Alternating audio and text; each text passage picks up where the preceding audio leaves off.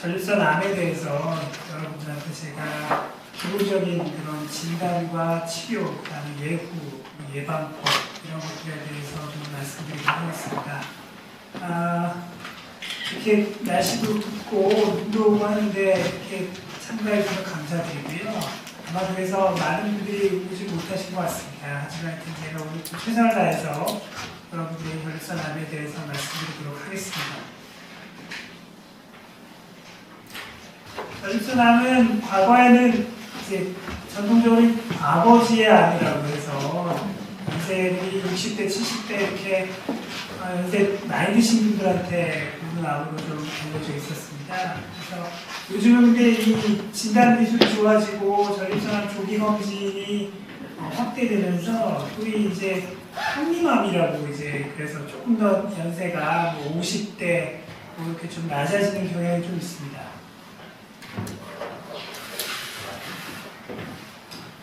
오늘은 이제 전립선 암 발생 위험 요인, 고위험군에 대해서 좀 말씀을 드리고, 그리고 예방 및 관리법, 그다음에 조기 검진에 대해서 좀 말씀을 드리겠습니다.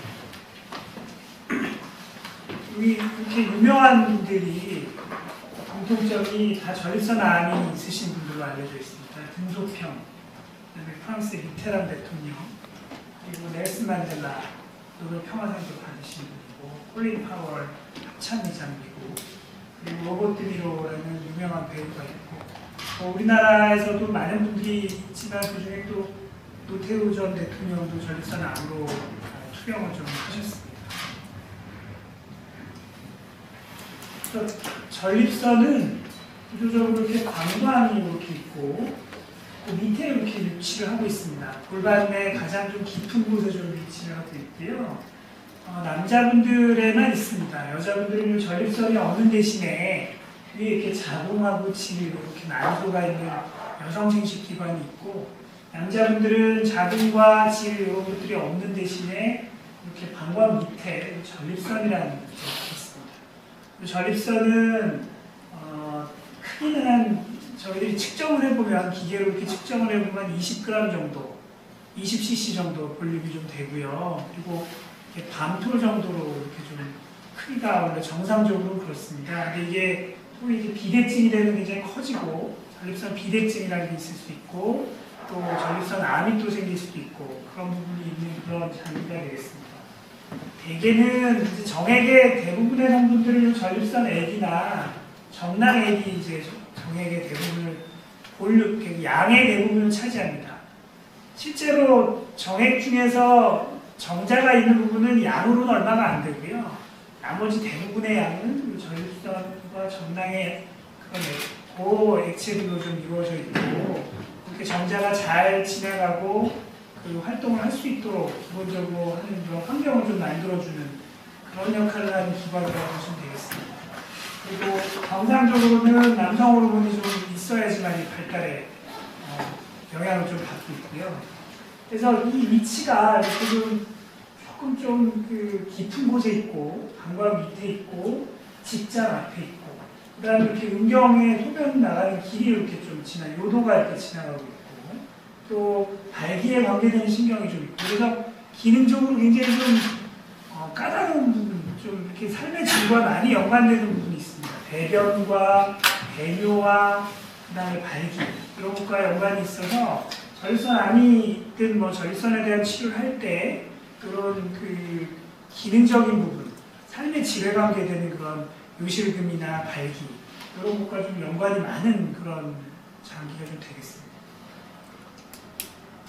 그래서 암이라는 거는 기본적으로 우리 몸의 세포들이 우리 몸의 정상적인 세포들은 이제 생기면 저절로 또 죽고 새로 생기고 이런 것들이 아주 잘 이렇게 조절이 되고 있거든요. 우리 몸에서 잘 조절을 해줘서 이렇게 생기면 죽고 노화가 되면 죽고 이런 것들이 이렇게 좀 조절을 받고 있는데 저절로 이게 어떤 특정한 유전자변이나 환경적인 요인에 의해서 암세포화되면 그 세포가 굉장히 조절을 받지 않고 계속 자라나게 됩니다. 그러면 이게 덩어리를 만들고 이게 큰 덩어리를 만들어서 이런 것들이 영향을 주게 되고 또 하나 특성은 그런 암세포들은 거기 가만히만 있는 게 아니고 혈관이나 아니면 임파선이나 그 주변에 다니는 그런 것들을 통해서 또 다른 곳에 가서 자리를 잡아서 또 혈류량이나 임파선이 많이 가는 주요 장기들, 폐나 간이나 이런 데 자리를 잡고 커지면서 그쪽 기능을 일으키고 그래서 이제 환자분의 생명과 연관이 있게 되는 그런 것들이 이제 암의 특성인데 전립선암도 마찬가지입니다. 전립선의 세포가 조절을 받지 못하고 저절로 막 커지고 덩어리를 만들고 그런 것들이 혈관이나 임파선을 타고 우리 몸의 다른 곳으로 가서 그곳에 자리를 잡아서 또 커서 그쪽 장기의 기능을 잃게 만드는 그런 암이 되겠습니다. 그래서 전립선암이 요즘 이렇게 주목받고 있는 거는 빈도가 많이 늘어나서 그렇습니다. 이 전립선암이 서구에서는 좀 이따 데이터가 나오겠지만 가장 흔한 암입니다. 압도적으로 가장 흔한 암이고 우리나라에서도 점점 발생자 수가 이렇게 증가해서 2005년에 비해 2015년에는 3배 정도 이렇게 빠르게 증가를 하고 있고 보면 이게 2015년도 중앙국립암정보센터 데이터인데 보시면 모든 암 중에서 전립선암이 7위에 지금 올라와 있습니다. 남자 여자 다 통틀어서 10위권 안에 이렇게 들어와 있고요. 비뇨기계 암 중에서는 제일 흔합니다. 그래서 뭐 위, 대장, 갑상선, 폐, 유방, 간, 전립선 이런 식으로 좀 가고 있고 남자만으로 좀 보면 남자에만 있는 기관이니까 남성암 중에서는 5위에 지금 이렇게 해당을 하고 있습니다. 예전에는 10위권 저쪽 바뀌었다가 가파르게 증가를 지금 하고 있습니다. 보면 전립선암이 5위, 방광암이 뭐 7위나 8위, 신장암이 10위. 그래서 남성암 중에 10대 암 중에서 비뇨기계 주요 암들이 다 이렇게 좀 들어와 있고 증가율이 좀 가파르게 증가하는 추세입니다. 전립선암 환자 수가 이렇게 가파르게 증가하고 있고 그거에 따라서 이렇게 국가의 의료비도 많이 이렇게 상승을 좀 하고 있습니다. 그래서 발생 빈도를 보면 이게 미국이나 영국 같은 서구에서는 뭐 압도적으로 1위입니다. 10만 명당 98명, 100명 가까이가 발생을 하고 있고 폐나 대장, 방광 이렇게 보면 차이가 좀 많이 납니다. 그리고 일본도 점점 서구화가 되면서 전립선암이 4위에 들어가 있고요. 한국도 지금 2015년도, 14년도, 15년도부터는 5위에 이렇게 올라가게 돼서 워낙에 식생활이 서구화되고 생활 습관이 서구화되면서 점점 더 이렇게 증가하고 있고 점점 더 증가할 거라고 평가받고 있습니다. 그래서 뭐 발생률이 증가하니까 그걸로 돌아가시는 분의 절대 수치도 비율이 증가한 건 아닌데 이제 발생률이 증가하니까 돌아가시는 분도 상대적으로 증가하게 되고요. 이 사망률을 보면 예전에 96년도에 이렇게 전립선암으로 인한 사망률이 67%, 이렇게 생존율이 한 30-40%가 이렇게 전립선암으로 돌아가셨는데 지금은 보면 80%, 요즘을 보면 93%까지 이렇게 생존을 하니까 90% 이상 생존을 하니까 굉장히 좋은 편입니다. 근데 미국이나 캐나다나 이런 뭐 다른 일본이나 그런 서구 국가에 비해서는 99%, 95%에 비해서는 높지 않습니다. 그리고 또 저희들이 좀 주목하는 게 이게 이제 10대 암인데 우리나라에서 남자 여자 통틀어서 생길 수 있는 10대 암인데 10대 암 중에서 다른 나라에 비해서 서구나 뭐 일본이나 이런 나라에 비해서 선진국에 비해서 생존율이 떨어지는 건 전립선암밖에 없습니다. 보면 자궁경부암 이게 국가에서 이제 5년마다 아니면 매년 그 국가에서 그 자궁경부암 검진을 무료로 해주거든요. 폐암도 그렇고 대장암도 이런 것들이 다 국가에서 해주는 그런 사업에 들어가면서 우리나라의 그런 암 생존율이 매우 높습니다. 다른 나라 굉장히 우수한 성적을 보이고 있는데 이 전립선암은 전체적으로는 뭐 94% 이렇게 돼서 높은 편이지만 상대적으로 다른 나라에 비해서는 국가암 검진 사업이 제대로 되지 않아서 이게 높은 편은 아니에요. 그래서 저희들이 국가암 검진 사업에 꼭 이 전립선암의 그 건강 검진이 들어가도록 굉장히 주장을 하고 있습니다. 그게 비용이 많이 들지는 않거든요. 한 10,000원 정도 하는 그런 간단한 피검사, PSA 검사만으로도 저희들이 그 1차 검사를 할 수 있기 때문에 이 부분을 좀 저희들이 굉장히 강조를 하고 기자분들이나 아니면 환자분들께도 말씀드리는 부분이 되겠습니다. 결손암의 발생 원인은 사실 뭐 모든 암이 다 이렇게 어디 뭐 뚜렷이 이렇게 암이 어떻게 생긴다라고 아직은 죄송하지만 알지 못합니다. 뭐 물론 유전적인 인자들, 뭐 환경적인 인자들 이런 것들이 복합적으로 작용할 거라고 생각하고 유전적인 부분이 반드시 중요한 역할을 차지할 거라고 생각을 해요. 그래서 개개인별로 그런 유전 인자가 있는지들을 저희들이 찾아내려고 밤새워 연구를 하고 있지만 아직까지로는 환자분들께 이렇게 폭넓게 아직까지 사용하지 못하고 있습니다. 하지만 곧 그렇게 될 거라고 생각은 들고요.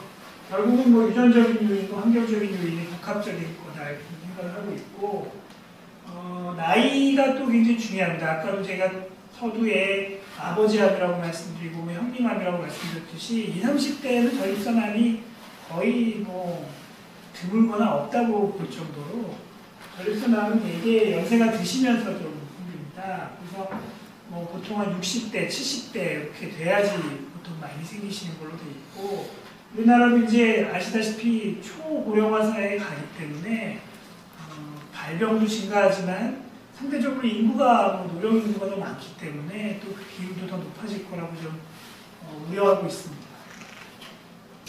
그래서 40대 이하에서는 뭐 굉장히 드물고 저희들이 조직검사들에서 굉장히 40대, 30대 이런 분들은 잘 안 하려고 합니다. 왜냐하면 진단율이 낮기 때문에.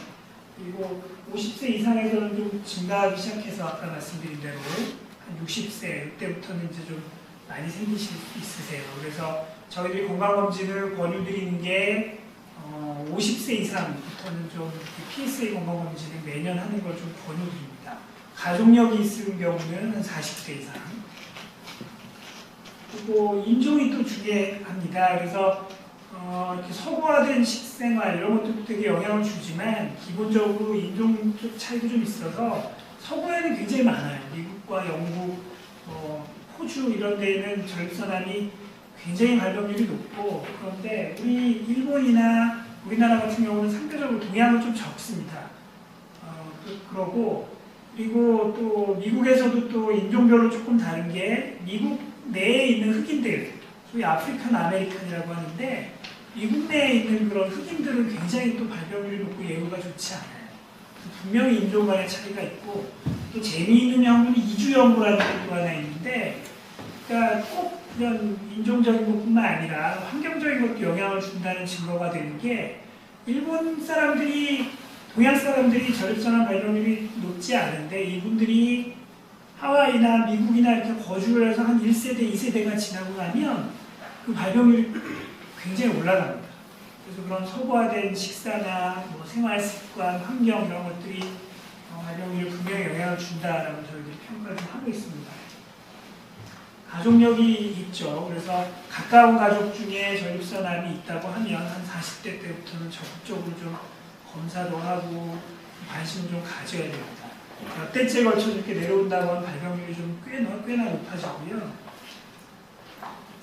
음식물, 아까 말씀드린 대로 서구화된 식사, 고기라든지 지방질, 불포화 지방산 이런 것들이 영향을 줍니다. 그래서 우리나라에서도 대장암이 가파르게 증가하고 전립선암이 가파르게 증가하는 것은 다 이런 그 서구화된 그런 식사와 연관이 좀 있다고 생각이 들어요. 그래서 가능하면 그렇다고 고기를만 아예 안 먹을 수는 없지만 조금은 좀 너무 즐기시는 건 좋지는 않습니다.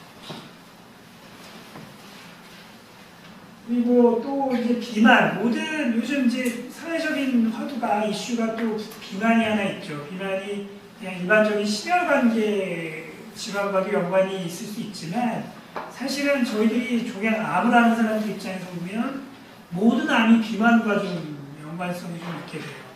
이 비만이 우리 몸의 만성염증과 연관이 또 있고 그런 만성염증들이 또 암과도 연관성이 있는 것들로 자꾸 증거가 좀 나와서 그런 비만한 것들이 모든 암에 다 영향을 줄 수 있고 특히 전립선암에도 아까 말씀드린 서구화된 식사 이런 것과 연관을 해서 특히 이런 비만이 전립선암에도 뚜렷이 그 발병률이나 치료 예후에도 영향을 줄 수 있다는 여러 가지 증거들이 좀 나오고 있습니다. 그래서 체중을 조절하는 것이 다른 여러 가지 건강에도 좋지만 전립선암의 치료 및 예방에도 도움이 된다는 얘기가 있습니다. 그래서 우리나라는 앞으로 전립선암이 지금은 저희들이 5위, 남성암 중 5위로 보고 있지만 한 5년 내에 한 3위로 올라갈 것으로 예상을 하고 있고 한 10년 내에는 2위가 될 거로 좀 생각을 하고 있어요. 왜 그러냐면 이렇게 평균 수명이 증가하고 노인층이 증가하면서 그 비율이 이게 그때 가면 생길 수 있는 암이기 때문에 증가가 되고 점점 더 식생활이 소구화가 되고 저희들이 진단 기술이 굉장히 좋아지고 있습니다. 숨어있는 암들, 뭐 MRI나 뭐 이런 것들을 통해서 저희들이 발견을 하게 되고 조직 검사의 진단율도 여러 가지 기법이 발전을 하면서 많이 진단율이 높아지면서 저희들이 이런 진단 기술의 발전으로 또 저희들이 많이 또 발견을 할 수 있을 거라고 생각이 들고 또 이런 저희들이 이런 학회나 아니면은 저희 이런 대중 매체를 통해서 전립선암에 대한 발병률이 높아지면은 그거에 따른 또 인식도 높여드리고 경각심도 가지는 그런 노력들을 많이 할 거기 때문에 이런 것들 때문에 전립선암이 굉장히 빠르게 더 증가할 거라고 좀 생각이 됩니다. 증상은 초기에는 증상이 없어요. 근데 사실은 소변 증상들이 기본적으로 있는데 그건 이유가 이겁니다. 그래서 지금 전립선이라는 게 아까 방광 밑에 이렇게 지나가는 요 밤톨처럼 생긴 기관이라고 제가 말씀을 드렸는데 이 가운데로 이제 요도라는 게 소변이 지나가는 길. 그래서 이 전립선이 이 요도라는 걸 이렇게 싸고 있습니다. 근데 이걸 이렇게 가로를 이렇게 잘라서 이렇게 보면 이 요도가 가운데 지나가고 이걸 이렇게 감싸고 있는 요도 주변이 이제 이행대라는 데가 되고 이 바깥쪽 부분을 말초대라고 해요. 그래서 전립선을 자세히 보면 요도를 싸고 있는 이행대라는 데가 있고 바깥에 싸고 있는 말초대라는 데가 이렇게 있거든요. 자세히 보면. 근데 요 이행대라는 데에 전립선 비대증이 주로 생깁니다. 전립선이 나이가 들면 비대증이라는 걸 다 커지는데 대부분의 남자분들이 이 커지는 부위가 이 바깥쪽보다는 이 안쪽에서 주로 이렇게 커져요. 이거 암은 아니죠. 근데 주로 이렇게 커지기 때문에 그렇게 되면 이제 소변을 나가는 길을 모르고 그러다 보니까 소변이 잘 못 보고 잔뇨가 그러니까 자주 보게 되고 보고 나도 좀 남은 느낌이 들고 그리고 또 마려우면 또 못 참는 그런 증상이 생기고 또 소변 줄기가 약하고 이런 여러 가지 소변 관련 증상이 나타날 수가 있거든요. 근데 암은 이 바깥쪽에 주로 생겨요. 말초대에 거의 물론 중간에 생길 수도 있지만 대부분의 암이 이 바깥에 생기기 때문에 이 암으로 인한 증상이라면 이 암이 커져가지고 여기를 이렇게 누를 때 요도를 누를 정도로 좀 커지거나 요도를 좀 침범하거나 주변 장기를 좀 침범해가지고 뭐 소변이 튀어나온다든지 그런 증상이 이제 생길 때 진행을 했을 때 이제 증상이 생기는 경우가 많고 이 바깥쪽에서 있을 때 이렇게 초기에 이렇게 있을 때는 사실은 발견하기가 조금 어렵습니다. 증상이 특별한 게 없어서요. 근데 이제 불행인지 다행인지 모르지만 이 암이 연세가 드신 분들한테 많이 생기고 60, 70대 60, 70대 환자분들은 대부분 다 한 60, 70% 이상은 비대증이라는 걸 가지고 계세요. 그래서 소변 증상이 기본적으로 좀 그때가 또 생깁니다. 그래서 그건 비대증으로 인한 증상의 확률도 높죠. 그렇지만 저희들이 이거는 뭐 검사해보지 않으면 모르니까 그런 증상들이 있을 때 저희들이 전립선 비대증도 보지만 암에 대한 검사도 같이 해서 발견을 좀 해드리는 경우가 많고 어쨌든 암만의 증상은 암만으로의 증상은 초기에는 잘 증상이 없고 나중에 이제 진행을 해서 요도나 다른 장기를 좀 침범했을 때 이 증상이 좀 나타날 수도 있는 경우가 많아서 조기에 발견하는 것들이 좀 도움이 좀 되겠습니다. 그래서 보시면 이렇게 바깥쪽에 이렇게 있기 때문에 전립선은 저희들이 이렇게 항문에서 접근을 해야 정확하게 평가하기가 좀 좋아요. 가깝기 때문에. 그래서 보통 복부를 통해서 복부 장기들의 초음파나 이런 검사들을 진행을 하는데 전립선은 이렇게 복부로 보면 깊숙이 안쪽에 있기 때문에 잘 보이지가 않고 잘 정확하게 평가가 어렵습니다. 항문에 손가락을 넣거나 항문에 저희들이 그 초음파 기계를 좀 넣어가지고 볼 때 굉장히 잘 저희들이 관찰을 할 수가 있습니다. 그래서 저희 내진을 손으로 내진을 좀 해서 직접 촉진을 해가지고 여기 우두두두한 암덩어리 같은 게 의심되는 게 좀 있는지 그런 것도 보고 초음파도 넣어서 모양도 보고 크기도 재고 이런 것들을 좀 위주로 좀 많이 하고 있어서 요 1기, 2기거든요. 1기, 2기 소위 조기일 때는 증상이 이걸로 인해서는 없고 이렇게 3기나 요도란 게 아니라고 하면 이게 이렇게 커져가지고 이런 데를 침범하거나 요도를 침범해서 혈뇨 같은 게 오거나 배뇨가 좀 없거나 뭐 아프거나 이 사정을 했을 때 정액에 피가 나온다든지 이런 부분들이 이제 생길 수 있는 겁니다. 그리고 전립선암은 대부분 다 조기에 발견이 되세요. 1기, 2기에. 1기, 2기에 발견되는 경우가 대부분 많으신데 한 15% 정도 데이터에 따라 10%에서 20% 정도는 진단 당시에 전이가가 있는 분들이 많이 계세요. 그래서 일반적으로 매체나 다른 데에서도 보도를 하기를 전립선암은 순환암이다. 전립선암은 서서히 자라고 증상이 없고 걸려도 되게 치료도 잘 되고 이렇게 크게 생명과 지장도 별거 아니다. 이렇게 얘기가 되는 경우도 많이 있습니다. 그런데 일부는 맞아요. 일부는 맞지만 아까 말씀드린 대로 10%에서 20%의 환자분들은 아주 전이가 돼서 오기 때문에 그런 분들은 생존율이 좀 좋지 않으세요. 그래서 좀 이따 나오겠지만 저희들이 조기 검진을 이런 분들을 위해서 반드시 해야 된다라고 저희들이 말씀을 드리고 있습니다. 그래서 진행이 되면 병이 아까도 암세포들이 조절되지 않아서 커지면서 혈관이나 임파선을 뚫고 지나서 그걸 타고 다른 장기에 간다고 말씀드렸는데 암마다 잘 가는 장기들이 되게 좀 정해져 있습니다. 근데 대개는 혈류량이 많은 곳, 임파선이 많이 가는 곳에 잘 가겠죠. 그래서 폐나 간이나 이런 주요 장기 쪽에 많이 가요. 근데 저희 전립선암은 되게 주변의 임파선이나 혹은 뼈에 특히 많이 가고 또 폐에도 좀 갈 수도 있고 이런 형태로 좀 선호해서 좀 전이를 가게 됩니다.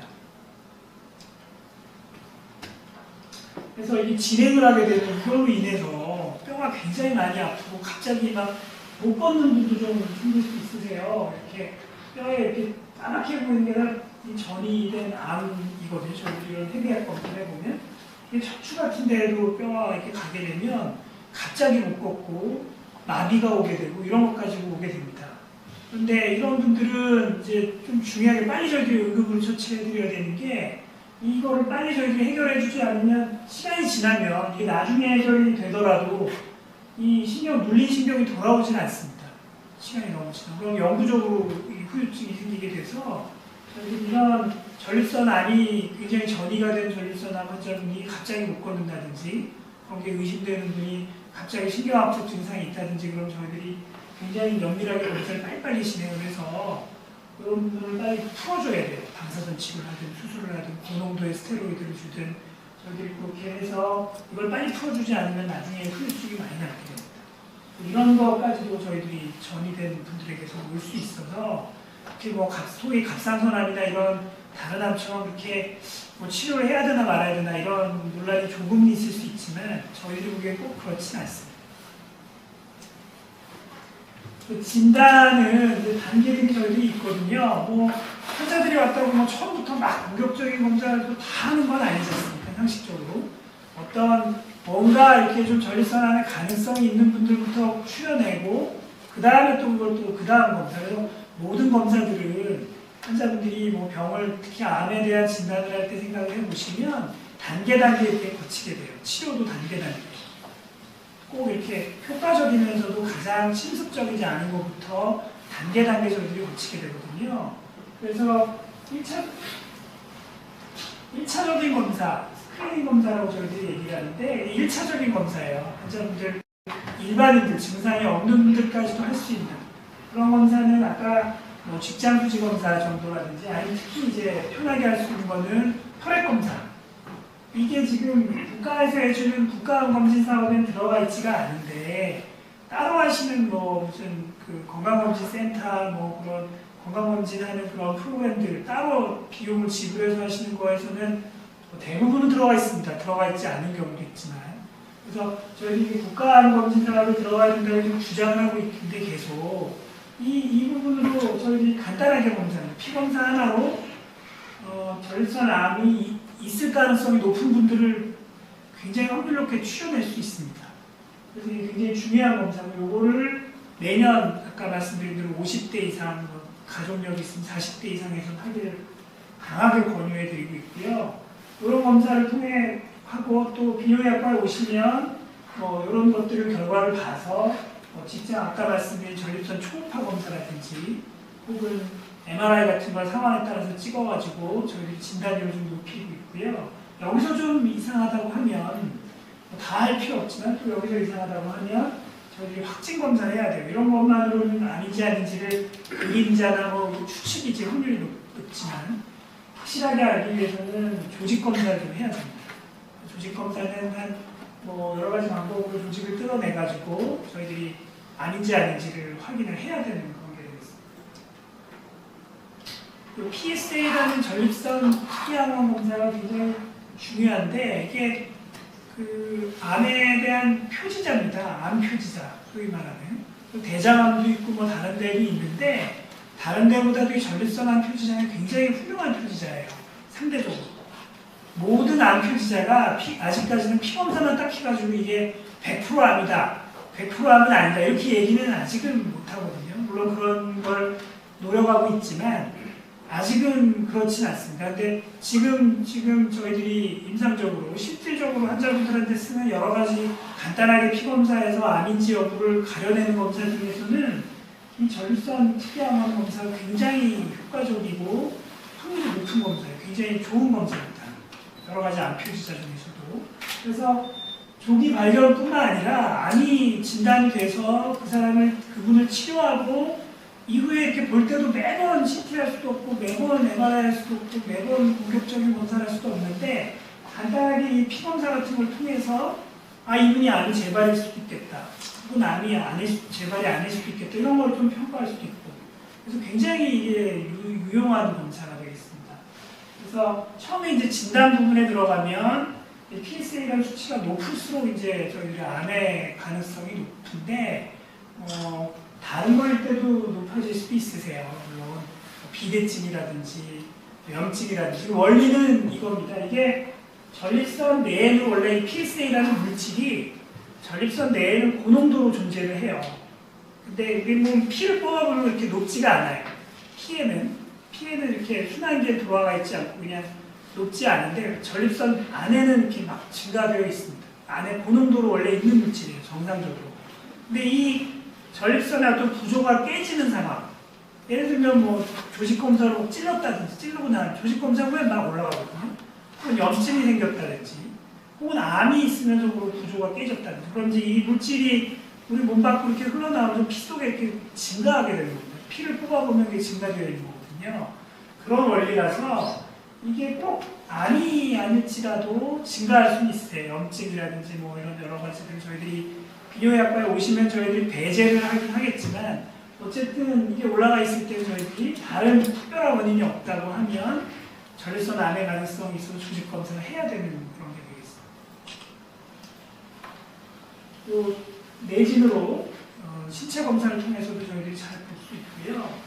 그래서 이렇게 아까처럼 직장 검사에서 내진을 통해서 이렇게 누들누들하고 뭐가 만져진다든지 혹은 PSA가 증가했다. 둘 중에 하나만이라도 뭐가 문제가 있으면 조직을 저희들이 침으로 이렇게 얻어가지고 아닌지를 보는 그런 조직 검사를 시행하게 됩니다.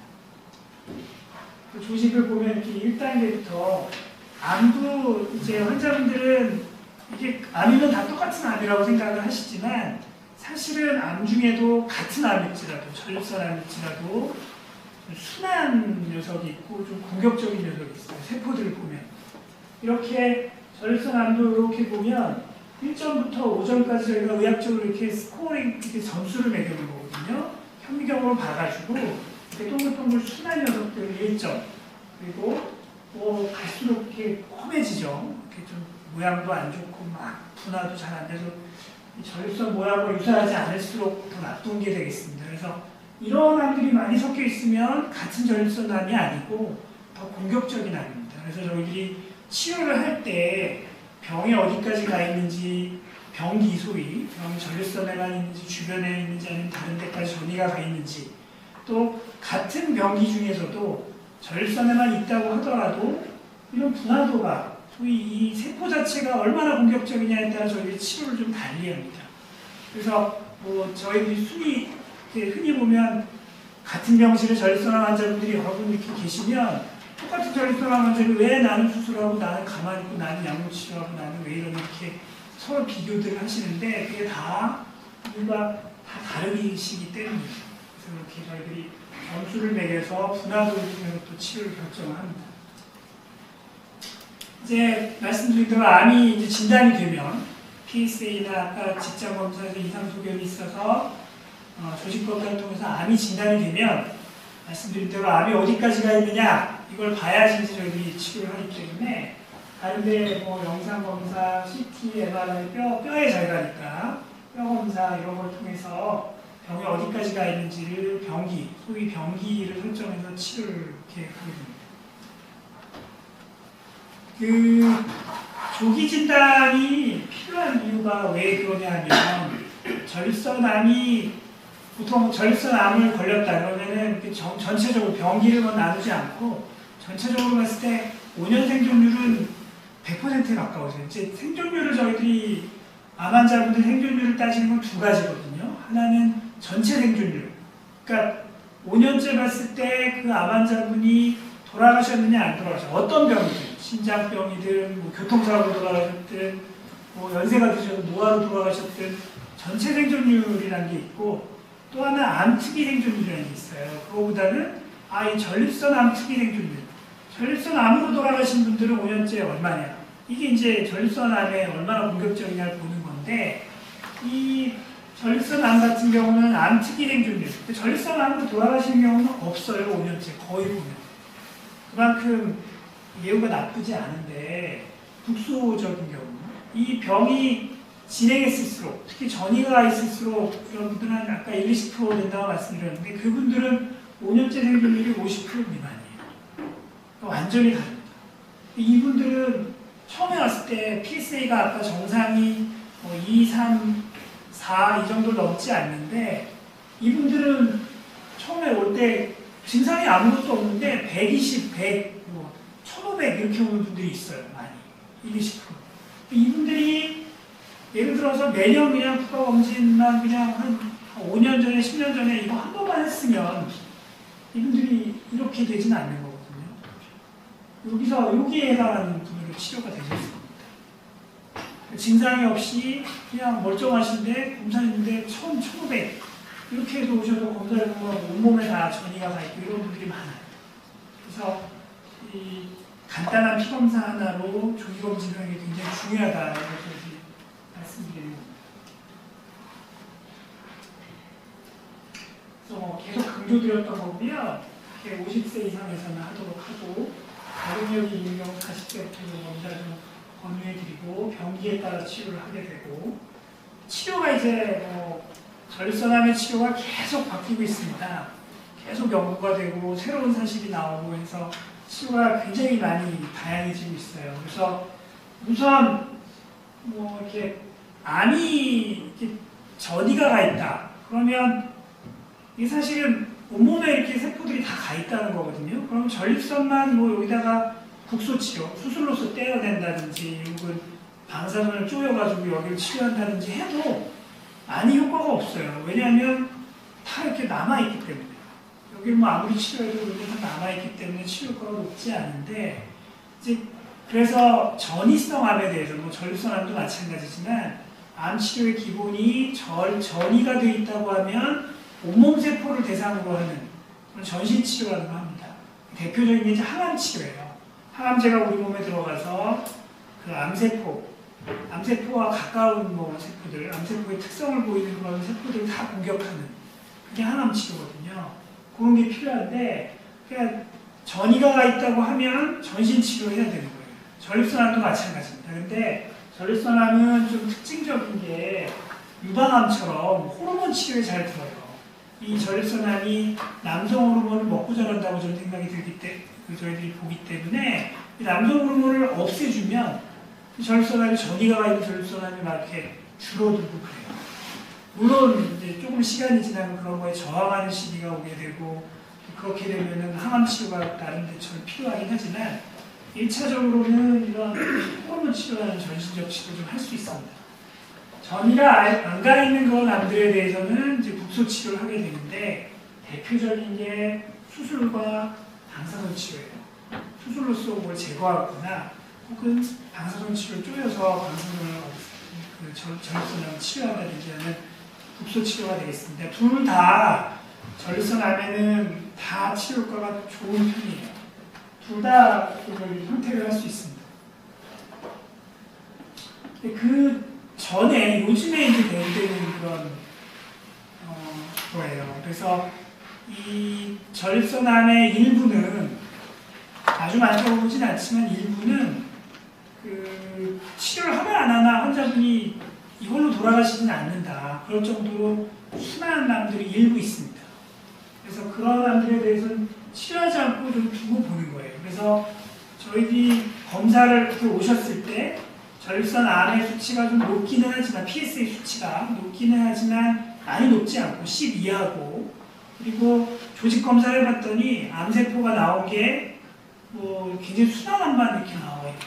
또 여러 군데를 했는데 그 중에 1개 정도 혹은 2개 정도 이렇게 볼륨이 적을 거라고 예상이 됩니다. 볼륨이 적고 수치도 낮고 암세포의 공격성도 낮다고 판단이 되면 이분들은 지켜보는 거예요. 치료하지 않고 지켜봐서 두고 보는 겁니다. 근데 그냥 두고 보는 건 아니고 그냥 가세요 이제 안 가도 돼요 이건 아니고 때마다 저희들이 뭐 한 3개월, 6개월, 1년 간격으로 1년마다는 필요하면 조직검사도 하고 한 3개월, 6개월 간격으로 영상검사도 해서 병이 나빠지는지 확인해가면서 무슨 소위 적극적인 그런 관찰요법을 해요.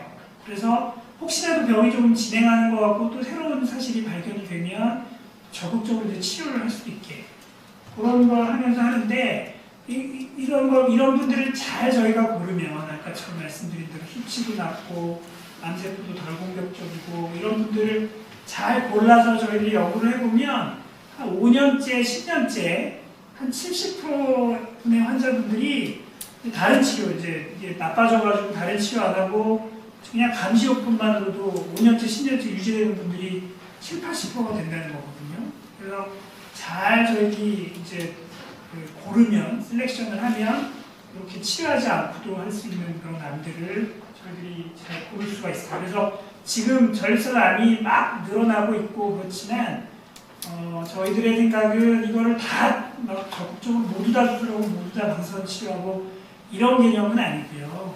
진단은 정확하게 암이 있는 건 알아야 되니까 진단은 정확하게 하되 치료를 고를 때 불필요하게 막 적극적으로 할 필요는 없고 일부에서는 그냥 지켜볼 수도 있고 일부에서는 수술을 하고 일부에서는 방사선 치료도 하고 이렇게 잘 나누어서 할 수 있는 게 맞다고 보고 일단은 그래도 검사를 해서 알아야죠. 병이 어딘 건 정확하게 알고 그 다음에 치료를 다양하게 좀 할 수 있을 거라고 해요. 그래서 이 대표적인 암 치료 방법이죠. 수술법. 수술로서 제거를 확실하게 해내는 거죠. 그래서 방광 밑에 전립선이 있으면 이렇게 전립선과 정란을 포함해서 이렇게 이걸 빼내고 요도를 이어서 이렇게 소변을 보게 하는 거예요. 그래서 가장 확실한 수술법, 치료법이 되고 전통적으로 수술적으로 이렇게 제거를 해야 제일 좋은 치료 효과가 나온다는 게 알려져 있습니다. 기본적으로 다 개복 수술이었죠. 아까 항문 쪽에서 접근이 쉽기 때문에 회원부로도 수술을 하게 돼요. 여기 바로 여기가 전립선이라는 게 이렇게 자전거를 타면 딱 안장 닿는데 고환하고 항문 사이 그 바로 위에 있거든요. 여기를 절개라고 들어오면 바로 보입니다. 그래서 이렇게 회원부를 통한 수술도 하고 복부를 통한 수술도 하기도 하고 개복 수술이죠. 이게 이제 기본적인 그런 수술 방법이 되는데 요즘에는 이제 이런 수술법에서 이제 작은 구멍들을 여러 개 내가지고 거기다가 이제 손이 예전에는 이렇게 직접 절개를 하고 장기를 제가 손으로 만져가면서 수술했지만 지금은 이렇게 구멍만 몇 개 뚫어가지고 거기에 카메라가 들어가고 기구가 들어가요. 이런 식으로. 그래서 직접 그 장기를 만지거나 보는 게 아니고 그 카메라에 비친 화면을 보면서 제가 이렇게 수술을 합니다. 이게 이제 복강경 수술이 돼요.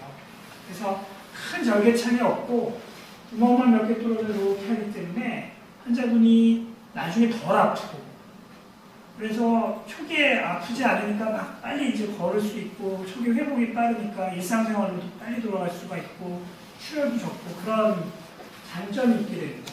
근데 이제 예전에 이제 수술복강경은 기구나 이런 부분이 좀 제한이 있었는데, 이제 요즘에 이제 로봇 수술이라고 그래가지고, 이렇게 이런 저희들이 이런 콘솔이라는 이런 데 앉아가지고 화면을 보면서 저희 수술을 하고, 실제로 환자분은 좀 떨어진 곳에서 이 로봇 팔들이, 기구들이, 로봇 팔들이 들어가서 수술을 하게 돼요.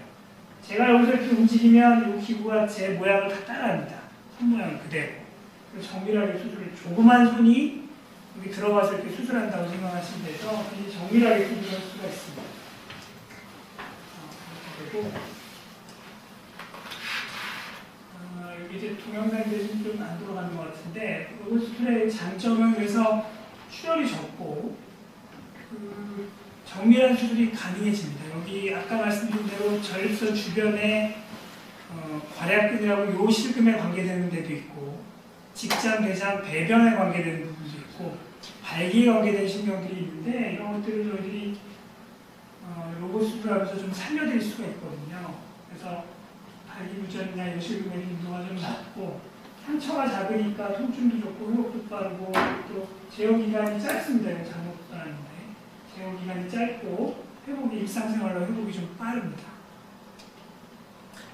다음에 이제 방사선 치료도 잘 들어요. 전립선 암에서는. 그래서 서구에서는 전립선 암에 대해서 한 반반 정도, 수술과 방사선 치료 반반 정도 하는 걸로 되어 있고, 우리 병원이나 우리나라도 방사선 치료나 이런 부분이 많이 발전을 해서 치료가 좋습니다. 근데 이제 장단점을 좀 보면, 이제 수술은 확실하게 이제 그걸 제거해서 이게 치료 효과를 저희들이 얼마나 병이가 있는지 명확하게 알 수 있는 장점이 있고요. 근데 대신에 방사선 치료는 이렇게 쪼여가지고 그 다음에 이제 서서히 효과가 나타나는 걸 저희가 지켜봐야 했어요. 그래서 얼마나 병이가 있는지 이런 것들 명확하게 알기는 좀 어렵고, 또 하나는 이제 수술을 먼저 하게 된다면 혹시라도 재발을 하게 되면 방사선 치료를 할 수가 있습니다. 좋은 치료 하나를 너희들이 또 무기로 가질 수가 있는데, 방사선 치료를 먼저 하게 되면 그 다음에 이제 재발을 혹시 했을 때는 수술하기가 좀 어려워요.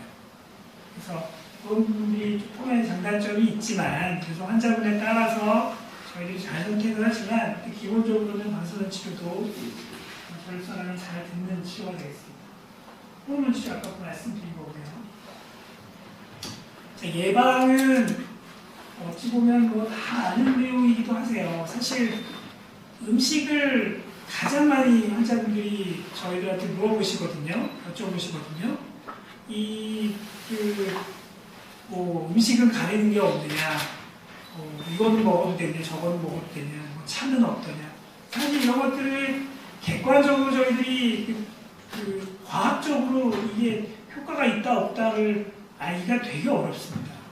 왜냐하면 예를 들어서 된장이 전립선암에 좋느냐 안 좋느냐를 저희들이 과학적으로 알려면, 지금 상황에서는 한 10,000명 정도 전립선암 환자, 10,000명 정도 전립선 환자 아닌 분들을 이렇게 양분으로 나눠야 돼요. 그리고 한 분은 된장만 먹이고 한 분은 된장을 절대 먹이면 안 돼요.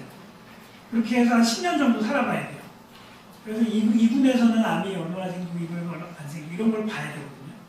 그래서 이런 거 자체가, 이런 음식이나 뭐 비타민 아니면 건강 보조식품 이런 것들은 사실은 그렇게 진행되기가 어렵기 때문에 이렇게 엄격하게 약제가 아니라서, 그래서 그런 것들이 저희들이 알기 어려운데, 그래도 여러 가지 간접적인 증거들, 동물 실험이라든지 혹은 일부의 그런 연구들에서 그 가능성으로는 이제 뭐 과일과 채소, 콩이 또 좋은 걸로 되어 있고, 조금 특이한 건 이제 전립선암은 라이코펜이라는 토마토에 들어있는 그런 부분이고, 그 라이코펜 토마토에 있는 거를 이렇게 조금 익혀서, 익힌 토마토가 조금 더 좋은 걸로 알려져 있습니다.